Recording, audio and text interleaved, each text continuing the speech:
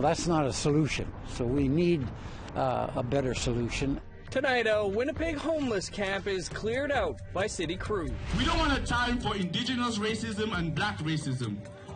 We don't want to deal with them separately. A Black Lives Matter rally draws a crowd in Yellowknife. We want to protect the land. We don't want to be compensated for its destruction. And opponents of a draft bill in Quebec say it's bad news for First Nations and the environment. Good evening. Welcome to APTN National News. I'm Dennis Ward. Solidarity between Indigenous and Black residents in Yellowknife was a major focus in an anti-racism demonstration that drew hundreds. Our reporter Charlotte Moore-Jacobs was on the ground and has that story. Justice!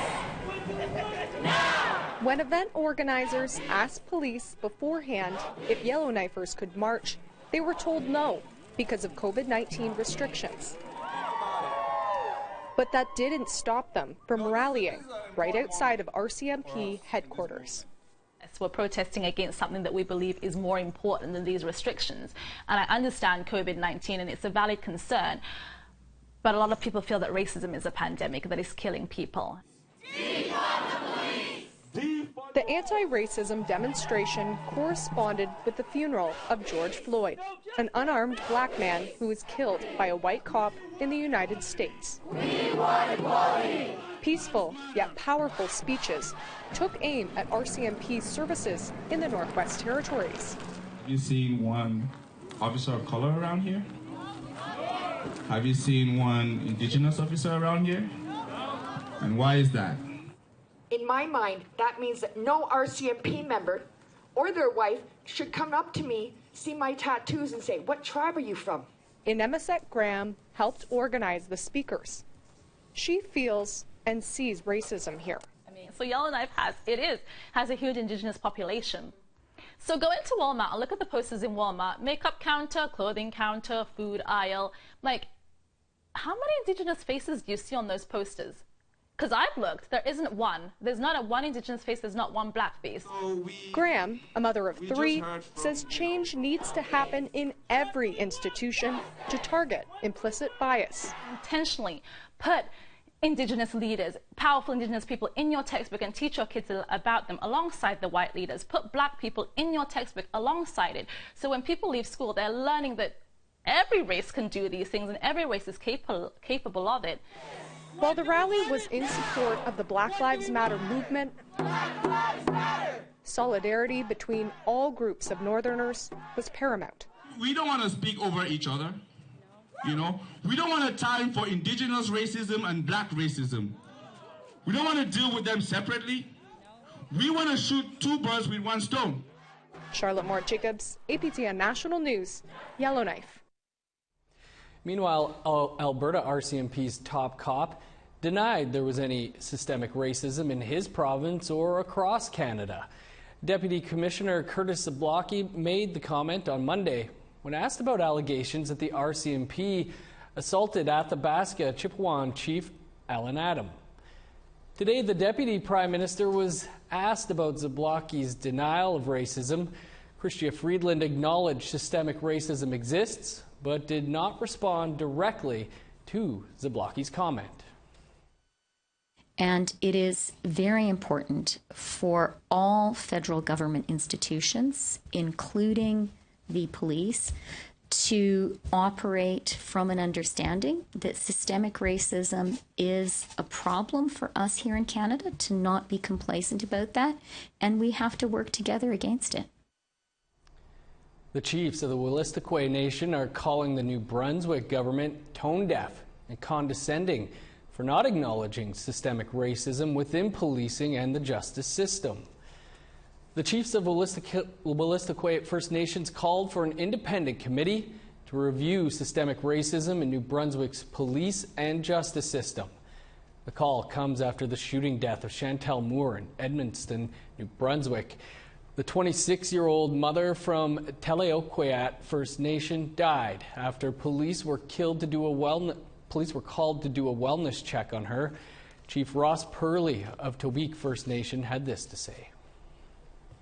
The province, the first thing the province needs to do is they need to acknowledge that our people face systemic racism when they encounter the justice system.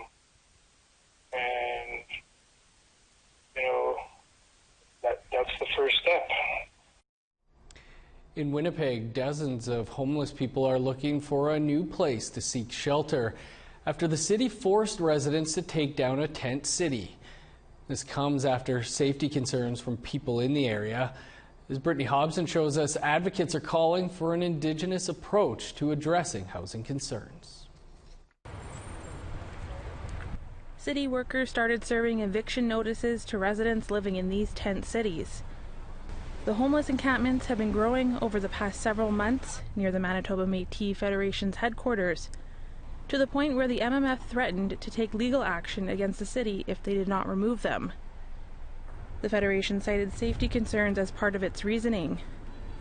But for resident Robert Russell, he says living at the camp is actually better than the alternative. Holes in walls, this big. You look, mice are walking through there and they're saying, hey, get out of my house, right? And this is what's happening day after day. Russell says in cases where people can get subsidized housing, the places are often unlivable. What we're doing here is actually protesting to what's going on, and that we can come to a solution. He is calling for more affordable housing options. This is something Damon Johnston agrees with.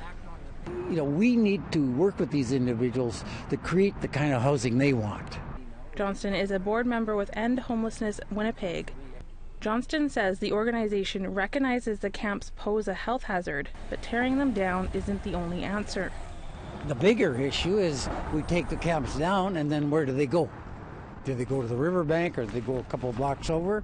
That's not a solution. So we need a better solution. Johnson says there needs to be an Indigenous approach to addressing homelessness.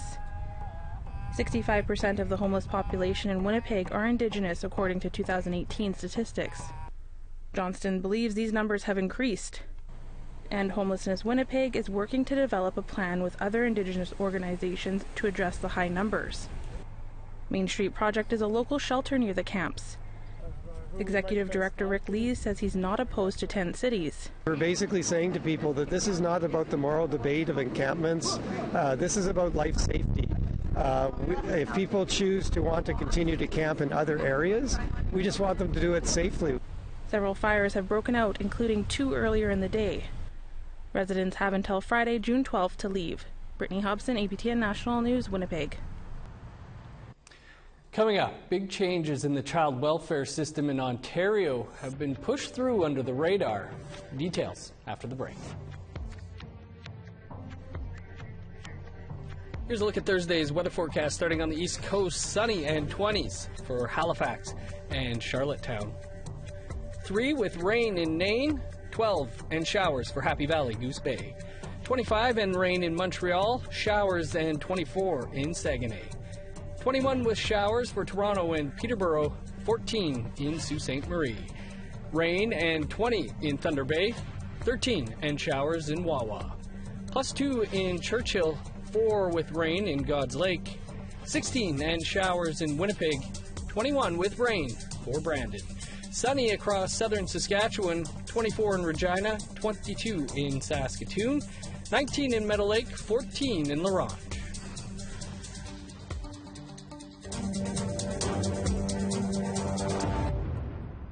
Welcome back. As Quebec continues to open up in a new phase of the COVID-19 pandemic, a proposed bill seeking to boost the local economy has come under fire for its potentially devastating impacts on the environment. It's also testing the patience of Indigenous leaders. Lindsay Richardson has that story. It's no secret the COVID-19 pandemic gouged Quebec's economy. Mais il y a une urgence d'agir. It's time to act urgently, says the Quebec Premier. Infrastructure is languishing. Unemployment is high. New legislation introduced to boost industries should be good news.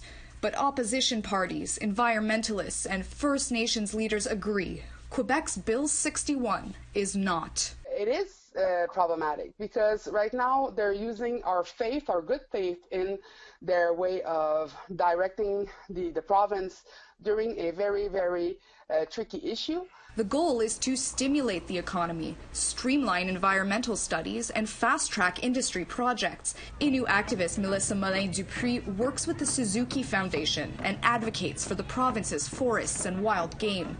She's speaking up now against draft legislation that she says is stifling Indigenous input. We want to protect the land. We don't want to be compensated for its destruction. Ganawage Mohawks agree. They're concerned about development impact on the St. Lawrence River's fish population.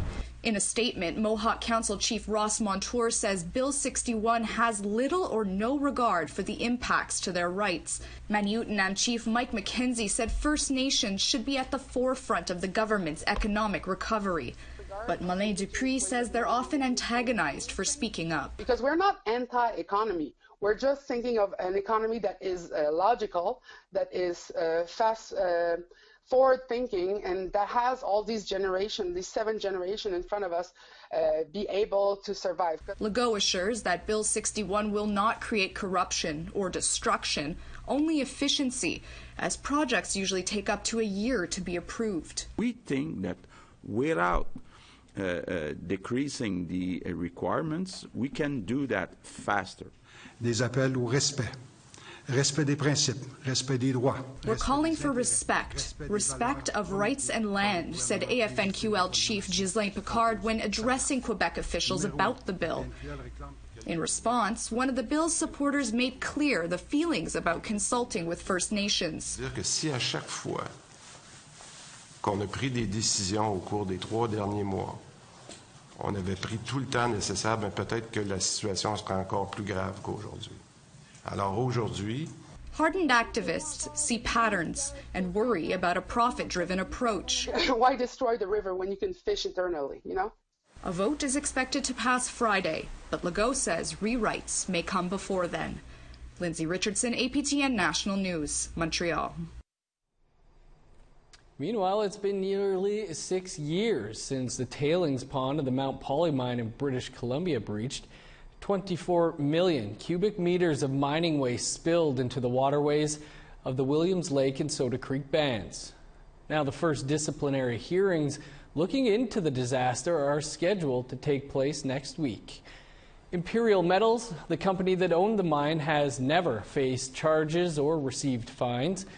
Last year, the company closed the mine due to low copper prices. The disciplinary hearings will investigate the engineers who were associated with the project. The chief of the Williams Lake Band says they are still dealing with the damage of the spill. Is there enough being done until this thing is cleaned up? I think there isn't. I mean, the individuals that are responsible for this happening potentially could have been unavoidable.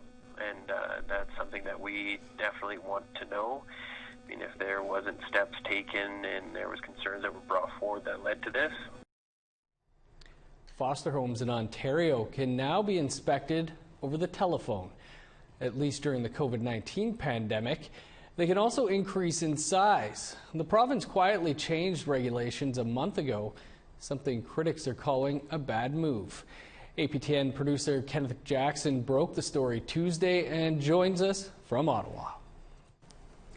Kenneth, thanks for joining us. Can you tell us more about what's happening with foster care homes and what these changes mean? Well, Ontario, on May 8th, the Ontario government amended the regulations around Child Welfare Act to allow foster homes to increase in size, so from 4 to 5 kids. When I say foster homes, I mean parental foster homes, the kind of mom and dad foster homes that you might see. But the thing is, there are foster care companies in Ontario that also use these homes, or this type of model, as well as group home settings that are much larger. So what's happened is they made these homes grow in size, because it's my thinking that these homes right now are in such dire straits that the foster care system in Ontario is likely so squeezed because of the pandemic that they're running out of space. So the ones they do have that haven't shut down because of it, they're increasing them. It's a pretty extraordinary move, but they're doing so also with less oversight. Like they're also allowing inspections to happen over the phone. You know, I know a little bit about these homes. I've worked on this for a few years now, and I haven't really dug in publicly and shown what I know about these homes. But on a good day, often they struggle. In a pandemic where you can't leave, and with no oversight of a telephone call or a video chat, maybe, if you're so inclined, I don't know what you're going to catch. And I think critics are saying this is a really, really bad move. And it also could include group homes for inspections. Like, group homes are much bigger. Like in Ontario, they can get up to 12 kids. But they can also be inspected, it appears, over the phone. And things known as enhanced foster homes, which are basically group homes but with less restrictions but more kids. So it's really thrown things into disarray because a lot of people didn't know about it. I only found out about it recently. It's been over a month, and I cover this stuff. Like, it's been pretty quiet. So homes going to have more kids, less oversight. Any other changes that were made? Absolutely.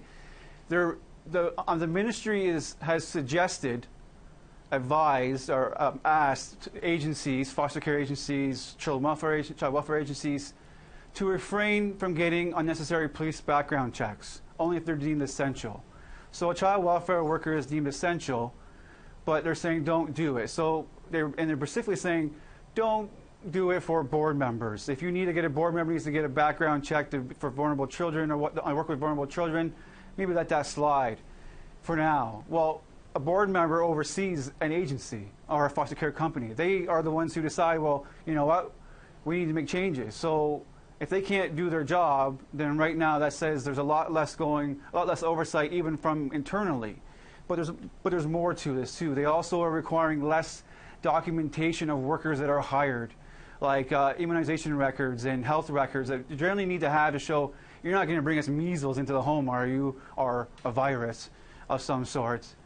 Just tell us if you can remember if you've had those shots. That's what they're saying right now. Right. So as you can imagine, people on the outside who didn't know about this, like I'm talking about prominent lawyers, caregivers that I know who are on some of these, that they're good caregivers, they didn't even know about this. They didn't even know they're allowed to do this. So I think it's been happening in certain areas where they found it to be, things might be collapsing. That's the term people are using behind the scenes. Like what I put in the story is only a little bit of what I'm hearing. And I'm hearing that there's a lot of concern that they're in dire straits and they need to expand whatever they have. The only problem is they're doing it with less oversight. Kenneth, your work on children dying in care has earned some journalism awards in recent months. How do you see these moves by the Ford government relating to the broader child welfare crisis? I think it's going to potentially lead to deaths because these are the homes the kids die in that I've written about, these larger homes. The more kids you have, the less supervision, the more issues that have been found, have been documented. Every single death that I've written about or uncovered, except maybe one, which is a different story, were in larger foster homes, enhanced foster homes, and group homes. So all these homes that were these First Nations children have been dying in now have less oversight. Kenneth, appreciate your reporting on this and joining us to talk about it. Right on. Thank you. We'd like to hear what you think about the changes being made in Ontario's child welfare system. Here's how you can continue the conversation. You can send your emails to news@aptn.ca. Find us online at aptnnews.ca and on youtube.com/aptnnews. You can also follow us on Facebook, Twitter, and Instagram for the latest Indigenous news. Last week, APTN reported on a hunger strike at the Ottawa Carleton Detention Centre. That strike ended, but now Indigenous inmates are coming forward with their own demands. Jamie Pashigumskum reports. The hunger strike, staged here the first week of June, lasted 31 hours. The strike ended when the jail agreed to their long list of demands, including healthier food, better hygiene products, and access to reading material. But now, Indigenous inmates have come forward with their own demands. A group of female inmates, including Indigenous women, say they want healthier food and better hygiene products, but they're also asking for the ability to smudge and practice traditional ceremonies. A group here in Ottawa, called the Criminalization Punishment Education Project, live-streamed a conversation from the jail to bring attention to the inmates' demands. Now they say this one is with an Indigenous woman from the jail. Here's what she had to say. And since COVID-19, like, I've been here since April, and there's been no smudging, and it's unfair, especially because the program facilitator who does the smudging with us is here every day, Monday to Friday. So it'd be the same as them taking us to yard, and they have an excuse every time we ask. So we'd like to see that brought back.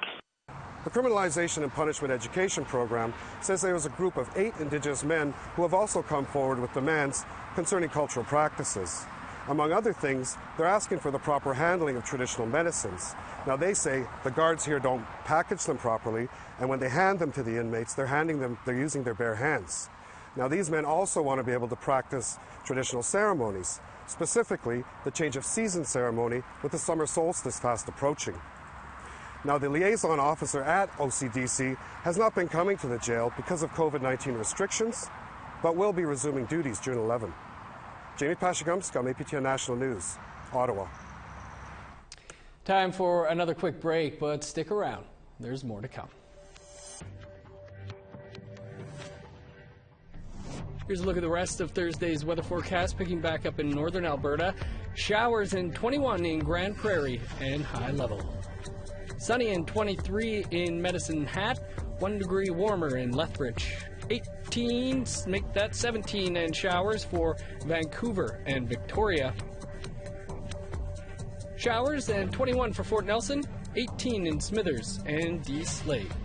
24 in Old Crow, 20 in Whitehorse and Mayo. 23 and rain for Fort Liard and Trout Lake, 15 in Yellowknife. 5 with a chance of snow for Sax Harbor, 19 in Pawlatuck. 6 for Baker Lake, 5 in Chesterfield and Cambridge Bay, +1 in Resolute, 4 in Joe Haven.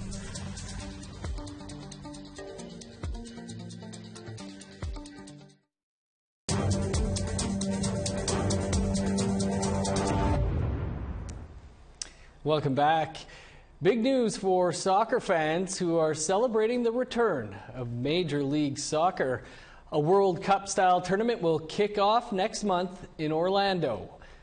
All 26 teams will take part in the MLS's Back tournament at Walt Disney World Resort in Florida. It begins July 8th and will run through August 11th. Fans will not be allowed into the stadiums, and players will be tested regularly for COVID-19. Once the tournament is over, the league hopes to continue its regular season, but with a condensed schedule. And I know a lot of us are so desperate to watch live sports, we might even watch soccer.